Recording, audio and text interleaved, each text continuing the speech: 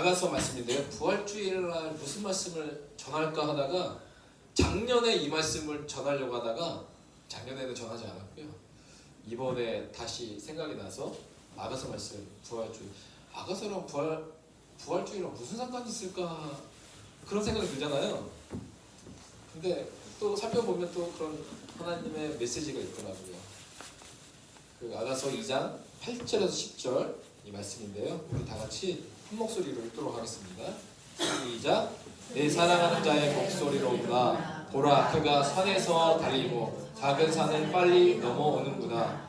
내 사랑하는 자는 노루와도 같고 어린 사슴과도 같아서 우리 벽 뒤에 서서 산으로 들여다보며 창살쯤으로 엿보는구나.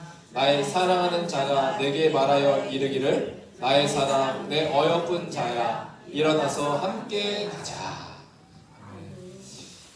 이 아가서가 왕과 여인의 사랑의 시잖아요. 노래잖아요. 그래서 성경학자들이 야 이거 성경에 포함되는 거 좀 그렇지 않느냐 라는 말들이 있었어요. 왜냐면 사랑의 고백 좀 낯뜨거운 뭐 단어들이 있고 막 그 사랑의 표현을 하다 보니까 아 성경에서 이런 책이 들어갈 것까지 있겠느냐 라고 이런 말들이 있었지만 저는 반대로 그 모든 것에 하나님의 뜻이 있다. 성경에는 하나님의 손길과 역사가 있는 하나님의 감동으로 지어진 책이기 때문에 아가서도 그냥 흘러 넘어갈 책이 아니라 이것에도 반드시 영적인 뜻 하나님의 복음의 메시지가 있겠다는 생각을 했습니다. 오늘 사랑의 이야기잖아요. 아가서가요. 사랑하는 자는 콩깍지가 쓰였다라는 말 들어보셨어요? 우리 모두가 결혼하기 위해서는 콩깍지가 한번 쓰여져야 돼요. 근데 그것이 언제 벗기지않으면 결혼하고 나서 보니까 이게 벗겨지기 시작하고 제대로 보기 시작합니다. 사랑에 빠지면 콩깍지가 켰어 라고 말을 합니다. 그래서 제가 사진 찾아보니까 눈에다가 콩깍지를 딱 붙여놓으면 안 보이죠. 아무것도 안 보여요. 앞이 안 보여요. 그때부터 이제 어떤 현상이 일어나냐면 장점도 진짜 큰 장점으로 보이고 단점도 뭘로 보여요? 장점으로 보이기 시작해요. 제가 아내랑 결혼하기 전에 뭐 아내가 말한 것 같기도 한데 결혼하기 전에 남편을 위한 미래의 기도 제목이 있었어요. 20몇 가지가 있었어요. 한 번은 전화를 통화하는데 혹시 강아지 좋아하세요? 물어보는 거예요. 갑자기 강아지를 좋아하냐고 물어보길래 뚱딴지 없잖아요. 속으로 생각했어요. 이게 무슨 계획일까? 속으로 막 생각하기 시작했어요. 그거를 선한 눈으로 받아들이지 않고 무슨 뜻이 있을 거야 라는 생각을 하기 시작했어요. 강아지 생각했어요. 내가 강아지를 좋아하진 않지만 싫어하지도 않아. 그래서 중립적인 마음으로 네 강아지 좋아하죠 라고 말을 했어요. 아 그래요? 근데 알고 봤더니 미래의 남편의 기도 제목 뭐 17번째 뭐 그런 기도 제목. 미래의 남편은 강아지를 좋아하는 사람, 동물을 좋아해야 한다.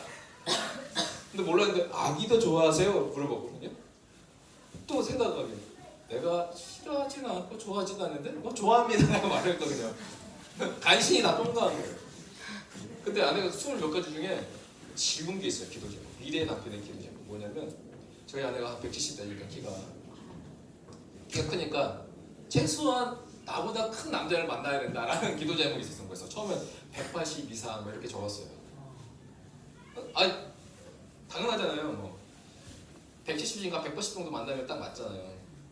그래서 180 이상을 적었다가 하루는 막 기도하다가 야 이거는 이 기도 제목은 너무 인간적인 기도 제목이다 라고 해서 그 기도 제목을 딱 지웠는데 지우는 그 시점에 제가 나타나기 시작해서 저희 아내가 콩깍지가 쓴 거죠.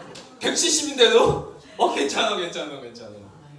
근데 결혼하고 나서 보니까 그래서 너무 장점이 뭐냐면 저희 아내와 저의 평균 키를 내도 똑같은 키가 나는 거예요. 서로 차이점이 없어. 손해보는 게 없어. 같은 키로 만났으니까 그냥 평균 키가 돼버리는 거예요. 그래서 제가 교제할 때는요 항상 손만 잡았습니다. 왜냐면 어깨 동무하면 이렇게 나가는 거예요. 이렇게 해서 같이 걸을 수가 없어서 그냥 손만 잡히고 했었습니다. 그래도 괜찮았던 게 뭐예요? 콩깍지가 끼었기 때문에 그랬던 거죠. 근데 과학적으로 보니까 눈에 콩깍지가 낀 게 아니었어요. 뭐냐면 기사를 보니까 사랑에 빠진 사람의 뇌를 살펴봤더니 이 전두엽에 마비 증세가 왔다라는 거예요. 그러니까 전두엽이 이상적인 역할을 하는 건데 마비가 오니까 이상적인 역할을 못 하는 거예요. 저 170도 180처럼 보이고 좋아 보이게끔 만드는 마비가 된 거예요. 전두엽이. 그래서 사실은 사랑하는 자의 눈에 콩깍지가 쓴 게 아니라 뇌에 콩깍지가 쓰는 거다. 과학적으로 보면 단단히 낀 거죠, 뇌에. 그래서 저를 만나게 된 거예요. 그것도 하나님의 은혜라고 생각합니다.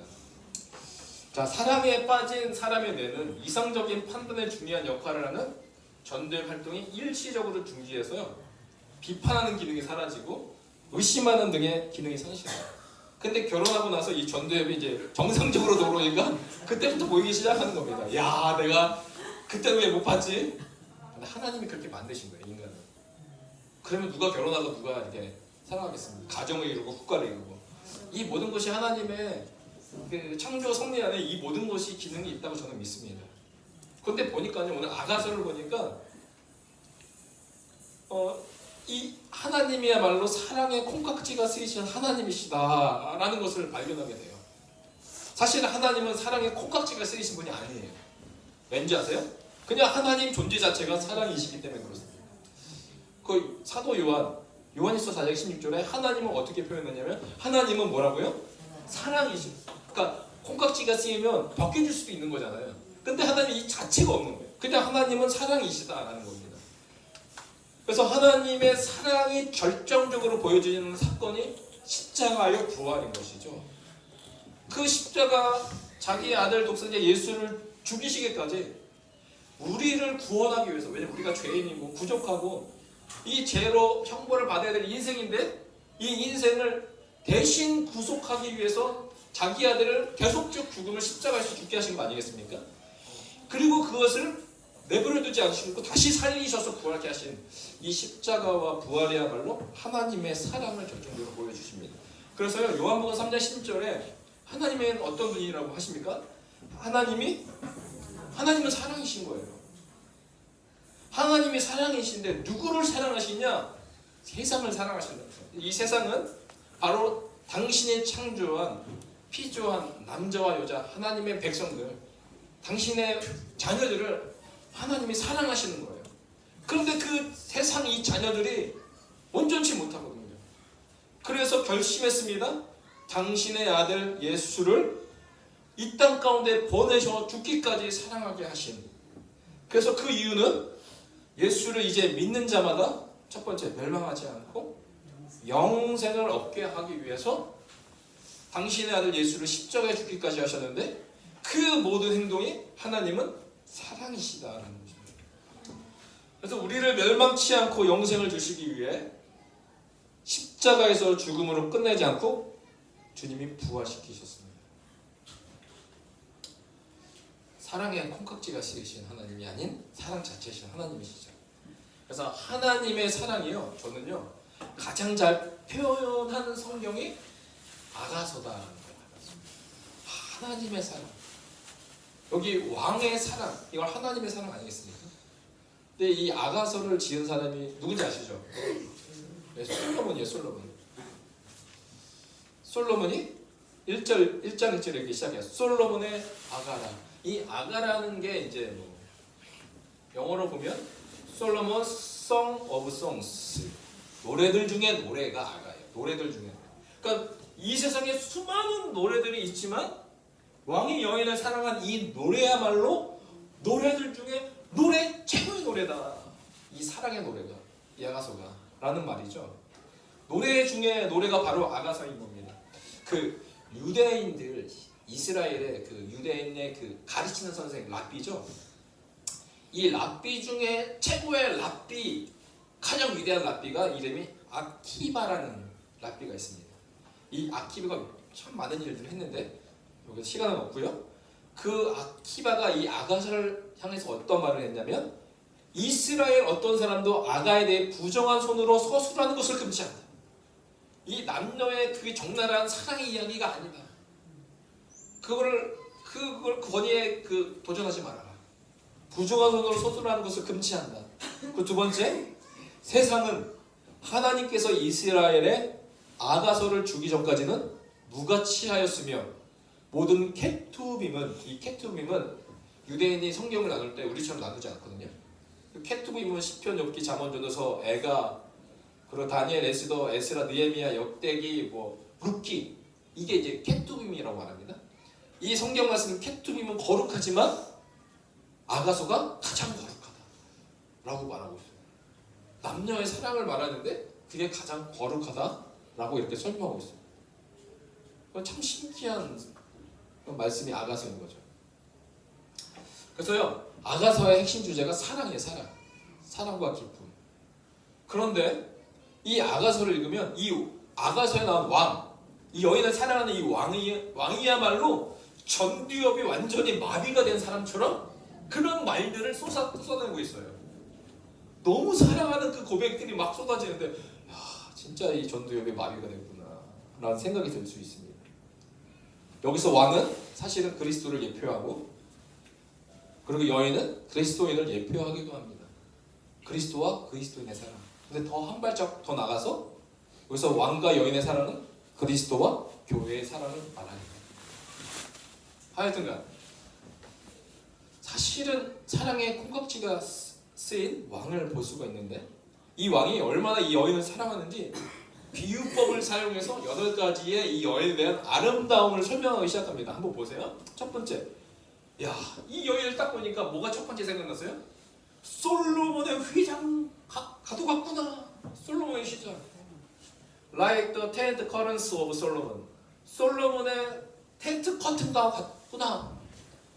여러분, 그 이스라엘 역사 중에 가장 찬란하고 아름다운 것이 솔로몬의 성전이에요. 다윗이 성전을 그렇게 짓고 싶었지만 그의 손으로 못 짓고 그의 아들 솔로몬이 성전을 딱 짓잖아요. 근데 그 솔로몬이 지은 성전이야말로 이스라엘 역사상 가장 아름다움을 표현하는 것. 근데 그 안에 있는 그 커튼, 휘장, 지성소와 성소를 가로지는 막고 있는 그 휘장. 근데 보통 휘장도 아닌 솔로몬의 휘장같이 너무나도 아름답구나라는 것을 표현하고 있습니다. 이거 어떻게 생겼을까? 궁금하더라고요. 두 번째, 내 사랑아, 내가 너를 바로의 병거의 준마에 비하였구나. 가장 강력했던 이집트의 왕 바로의 말, 얼마나 크고 예뻤을까요? 그 준마에 비하였습니다. 세 번째는 내게 엥게디 포도원의 고벨화 송이로구나. 고벨화, 포도원의 고벨화, 이렇게 생겼어요. 수많은 꽃이 따다닥 붙어있죠. 이 엥게디의 포도원의 고벨화 같구나. 그리고 네 번째, 여자들 중에 내 사랑은 가시나무 가운데 백합화 같도다 라고 표현하고 있습니다. 다섯 번째, 베데르의 산에 노루와 어린 사슴 같을지어다. 노루와 어린 사슴에 비교했고요. 여섯 번째, 디르사 같이 어여쁘고, 디르사는 또 아름다운 뜻이에요. 아름답고 어여쁘다 라고 했습니다. 자, 일곱 번째, 자, 마지막에는 예루살렘 같이 곱고 이스라엘에게 최고의 성, 최고의 도시 예루살렘, 그 예루살렘 같이 곱다라고 말하고 있습니다. 마지막 여덟 번째, 아침 빛같이 뚜렷하고 달같이 아름답고. 그러니까 오늘날 우리가 표현할 수 있는 그 비유법이 아니라 그 당시에 있는 물건을 가지고 최고의 비유법을 가지고 이 여인이 얼마나 아름다운지 왕이 이렇게 완전히 콩깍지가 쓰여서 말하고 있는 거예요. 그러면 상상해보세요. 이 여인은 어떻게 생겼을까요? 이렇게 생겼을까요? 어떻게 생겼을까요? 여러분의 상상에 맡게 들어가겠습니다. 어떻게 생긴지 모르죠. 근데 이런 8가지의 비유를 통하여 이 여인이 얼마나 아름다운지를 왕이 강조하고 있습니다. 전 너무 궁금했습니다. 이 여인이 어떻게 생겼을까? 그런데 말씀을 읽어보니까 이 여인이 어떻게 생겼는지 설명하고 있어요. 알아서. 자, 1장 5절에 이 여인이 어떻게 생겼냐. 자, 5절, 예루살렘 딸들아, 영어를 보면 she speaks, 그녀가 말한다 라고 하면서 여인이 말하는 거예요. 예루살렘 딸들아, 내가 뭐라고요? 비록 검대요. 흑인이 아니에요. 검어진 거예요. 남자들을 물어보면 피부가 하얀 사람이 좋습니까? 검은 사람이 좋습니까? 하면 대부분 어떤 피부를 가진 여자를 좋아해요? 하얀. 저도 눈깍지가 저희 저희 아내 그 가슴 속에 부끄러움이 뭐야? 피부가 검은 겁니다. 근데 아프리카 갔더니 그것을 하나님 상처도 치료해 줬어요. 가장 하얀 사람 백인으로 만들어 줬어요. 갑자기 근데 백인이래요. 저희 입으로, 저희 아내 입으로. 너무 하얗다고. 한국에서는 하얀 게 아닙니다. 근데 이 너무나도 아름답다고 했는데 이 여인이 내가 스스로 말하는 거예요. 커밍아웃 하고 있어요. 나 사실 피부가 검어요. 근데 검은데 뭐와 같이 검냐면 게달의 장막같이 검습니다. 게달의 장막이 뭐냐면 사막에 있는 텐트를 말하는 건데 검은색 텐트를 말하는 거예요. 그러니까 내 피부가 너무 검한 거예요. 그거 완전 충격이에요. 근데 자존감은 높은 것 같아요. 내가 비록 검으나 아름답다. 게달의 장막 같을지라도 솔로몬의 휘장과도 같구나. 사실은요, 이 여인을 보면 한 단어, 한국 단어가 떠올라요. 볼품없다. 볼품없다가 생각이 나요. 비록 검해지고 사막의 검은 텐트와 같은, 검은 텐트가 뭐가 아름답겠어요. 근데 그와 같다라는 걸 말하고 있지 않습니까? 볼품없다 뜻이 뭐예요? 겉으로 드러나 보이는 모습이 초라하다. 볼품없는 인생이에요. 여기서 한 번 더 말해보세요. 6절에 내가 햇빛에 쬐었다는 거죠. 햇빛에 쬐니까 검해진 거 아니겠습니까? 햇빛에 쬐어서 거무스름할지라도 흑겨보지 말 것은 내 어머니의 아들들이 나에게 노하여 뭘로 시켰어요? 포도원 지기로 삼았습니다. 이 여인의 직업이 뭐예요? 그 땡볕 바깥에서 노동을 하는 여인이었어요. 그러니까 좋은 직업을 가진 여인도 아니었어요. 근데 왕이 그 바깥에서 일한 한 노동자의 그 여인, 피부가 다 타버려서 검게 된 뭐 검버섯이 생길 수도 있어요. 그런데도 그 여인을 향해서 사랑하는 그 왕의 고백. 심지어 어머니의 아들들, 그 아들들까지도 뭐예요? 나에게 노하여. 그의 가족도 이 여인을 싫어했어요. 그의 가족도 이 여인을 바깥의 포도원에 내놓았어요. 그런데 오늘 이 왕은 뭐예요? 너무나도 아름답다라고 고백을 하고 있다는 거예요. 놀라운 고백입니다. 그런데 이 왕이요, 이 여인을 향해서요, 어떤 고백을 하냐? 오늘 본문의 말씀이에요. 나의 사랑하는 자가 내게 말하여 이르기를. 같이 읽겠습니다. 시작. 나의 사랑, 내 어여쁜 자야, 일어나서 함께 가지. 놀라운 고백을, 이런 여인을 향해서 왕이 고백합니다. 나의 사랑, 내 어여쁜 자야, 일어나서 함께 가자 라고 말하고 있습니다. 왕은 놀랍게도 술람미 여인을, 이 여인의 술람미 여인을 조건 없이 사랑합니다. 오늘 4가지의 고백이 있는데, 첫 번째 나의 사랑, 두 번째 내 어여쁜 자야, 세 번째 일어나서 함께 가자 라고 고백하고 있어요. 히브리어로 보면요 좀 순서가 달라요. 히브리어 쿠미 락 라티 아파티 요레키 라크라고 나와 있어요. 이 히브리어 순서로 읽으면 한국어 순서랑 어순이 달라요. 어떻게 되어 있냐면 일어나서가 먼저예요. 일어나서 나의 사랑, 세 번째 내 어여쁜 자여, 네 번째 함께 가자. 그러니까 일어나서 함께 가자 사이에 뭐가 있어요? 나의 사랑, 내 어여쁜 자여 라고 오늘 왕이 고백하고 있는 겁니다. 오늘 이 말씀을 우리 교회에 오늘 대입하면 오늘 주님이, 우리 왕신 하나님이 우리에게 말하는 거예요. 나의 사랑. 나의 사랑이 누구였을까? 제가 사진을 편집한다 시간이 있어서 몇 명만 추렸습니다. 나의 사랑. 나의 사랑. 누구예요? 하나님. 학경이까지는 시간이 없어서 못했어요. 하나님. 나의 사랑. 또 누가 있을까요? 나의 사랑. 고상관 집사님. 나의 사랑. 나의 사랑. 정조 집사님과 시라주와. 나의 사랑 우리 권사님. 나의 사랑. 그런데요 사실은요 왕이 나의 사랑 내 어여쁜 자라고 말하지만 사실 우리는 술람미 여인 같은 어떤 자예요? 연약한 자, 쓰러지기 일쑤고 내가 부족함이 일쑤고 화나기 일쑤고 사랑하지 못하고 늘 연약한 제 가운데 나 자신을 한탄할 때가 많이 있어요. 그런데 하나님 뭐라는 거예요? 야, 나의 사랑 내 어여쁜 자여, 내가 너를 버리는 것이 아니라 내가 뭐라고 말한다? 일어나서 함께 가자라고 말하는 거죠. 일어나서 함께 가자. 오늘 구약에서 하나님의 사랑이 가장 절정적으로 보이는 것이 아가서 일어나서 함께 가자라는 것이었다면 내 사랑 나의 어여쁜 자여 일어나서 함께 가자. 신약에서는 예수님이 이렇게 표현하고 있어요. 잡히시기 그 전날 밤 겟세마네 기도에서 제자들과 함께 기도를 하셨습니다. 제자들에게 오사 그 자는 것을 보시고 베드로에게 말씀하시되 너희가 나와 함께 한 시간도 이렇게 깨어 있을 수 없더냐? 지금 예수님이 이제 잡히셔서 십자가에 못 박혀 죽이시는 그 고난에 그 깊은 탄식으로 기도하시는데 제자들은요 그 마음을 아는지 모르는지도 모르게 뭐하고 있어요? 자고 있어요. 기도하라고 했는데 그 모습을 본 예수님은 얼마나 가슴이 답답하고 찢어지겠어요.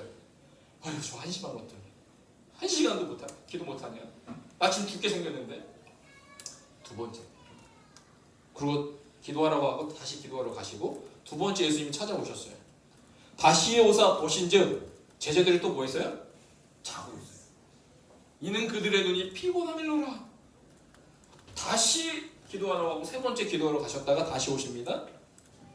세 번째 같은 말씀으로 기도하신 후 이에 제자들에게 오사 이르시되 야 이제 포기한 것처럼 느껴져요. 야 이제는 자고 싶어. 보라 때가 가까이 왔으니 때는 뭐예요? 예수님 잡히시는 그때 십자가의 때 때가 가까이 왔으니 인자가 제 손에 팔리느니라 라고 말씀하시면서 그 다음 46절에 뭐라고 하십니까? 46절에 주님이 말씀하십니다. 일어나서 함께 가자. 보라 나를 파는 자가 가까이. 마치 제자들은 우리와 같은 볼품없는 제자들이었어요. 말로는 내가 예수님을 위해서 죽겠습니다. 내가 예수님을 위해서 함께 하겠습니다 라고 말했지만 그 모든 자들은 다 예수님을 거역하고 도망가고 그리고 예수님 모른다고 그렇게까지 말했습니다. 그런데 예수님은 그 모든 것을 아셨음에도 불구하고 뭐라고 말씀하십니까? 일어나서 함께 가자. 이것이 하나님의 사랑, 예수 그리스도의 사랑, 나의 사랑, 나의 어여쁜 자. 이 가운데 일어나서 함께 가자. 예수님 놀랍게도요 제자들을 조건 없이 사랑하신 자입니다. 하나님이 세상을 이처럼 사랑하시는 것, 이 사랑은 일어나서 함께 가자. 너희가 그렇게 졸고 나를 도망가고 모른다고 부인할지라도 난 뭐하겠다? 사랑하겠다. 그 사랑의 증명이 십자가로 나타났습니다. 그래서 십자가와 부활은 무엇을 증명하는 사건입니까? 예수님이 하나님 우리를 사랑하시는, 내가 그럼에도 불구하고 너희와 함께 일어나서 함께 가겠다라는 예수 그리스도의 사랑의 표현이었습니다. 이 부활주일은 가장 하나님의 사랑이 절정적으로 드러나는 날입니다. 여러분 기억하십시오.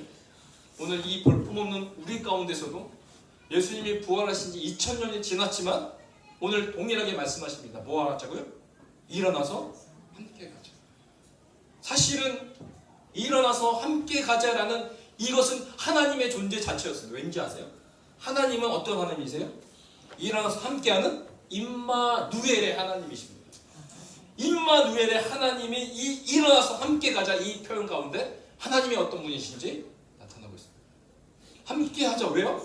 내가 너를 저주하고 못 살게 하기 위해서 함께 하시자고 한 게 아니라 내가 너를 사랑하기 때문에. 그래서 오늘 마태복음에 보면 예수님의 1장에 보면 보라 처녀가 잉태하여 아들을 낳을 것이요 그의 이름을 뭐라고요? 임마누엘이라 하리라 하셨으니 이를 번역한즉 하나님이 우리와 함께 계시다. 마태복음 시작 첫 번째 장도 임마누엘의 하나님이셨으며 마태복음 28장 마지막 장도 뭘로 끝납니까? 볼지어다 내가 세상 끝날까지 너희와 항상 함께 있으리라 임마누엘로 끝나십니다. 그러니까 일어나서 함께 가자 이 아가서의 말씀은 가장 복음적인 말씀이에요. 하나님의 임마누엘로 내가 너와 함께 할 텐데 이제는 부활의 영광으로 너희를 죽음 가운데서 생명으로 사망에서 그 구원으로 영생으로 이끄시고자 하시는 그 하나님의 사랑이 오늘 부활주의인 것입니다. 그래서 오늘 부활하신 임마누엘 하나님을 우리가 기뻐하며 예배하기 원합니다. 왜냐하면 하나님이 나를 이런 볼품없는 자를 나의 사랑, 내 어여쁜 자로 여겨주셨기 때문에 그렇습니다. 그래서 구원은 내 의지로 만들어가는 것이 아니라 하나님이 주시는 것이기 때문에 그것을 은혜다. 나는 단지 믿을 뿐인데 예수님이 나를 위해 사랑하셨고 나를 위하여 죽으시고 부활하신 것을 나는 단지 믿을 뿐인데 나를 사랑하신다고 하시며 나를 영원한 생명으로 주신 그 아버지의 사랑, 그것이 바로 은혜입니다. 나는 사랑을 받을 만한 자입니까? 우리는 예수를 부인하며 도망갔던 제자들과 다름없는 죄인 그 자체였습니다. 그러나 이런 부족한 자를 사랑하시는 하나님, 오늘도 말씀하십니다. 여러분을 향해서, 여러분을 향한 메시지입니다. 나의 사랑, 내 어여쁜 자야, 내가 너와 함께 가길 원한다. 나와 함께 하자. 십자가에 죽으시고 부활하셔서 이제 세상 끝날까지 함께 하시는 예수 그리스도의 부활의 주님과 동행하며 살아가길 주의 이름 축복합니다. 기도하겠습니다. 하나님 아버지 감사합니다. 연약하고 부족하지만 늘 실패하고 무너지고 넘어질 때도 많지만 그럼에도 불구하고 나의 사랑, 내 어여쁜 자라고 말씀해 주시고 이런 연약한 자와 임마누엘 되어주셔서 함께 하시는 그 주님 아버지의 사랑을 찬양합니다. 이 사랑 의지하며 살아가는 우리 모든 인생 되게 하옵소서. 예수님의 이름으로 기도합니다. 아멘. 말씀 생각하시면서 같이 찬양하고요. 기도하면서 축도로 마무리 짓도록 하겠습니다.